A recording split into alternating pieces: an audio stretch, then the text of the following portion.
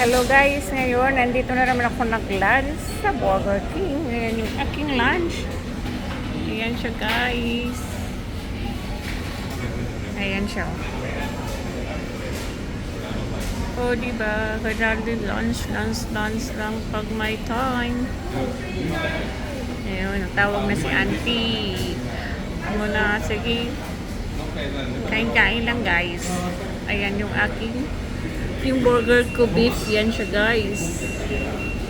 Yan ang drinks. Nag-drinks na naman ako. Naku po.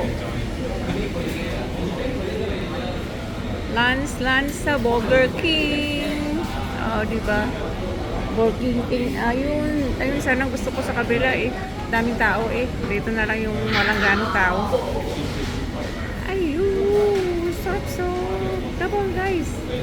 Let's eat. Okay, let's eat guys. Let's eat.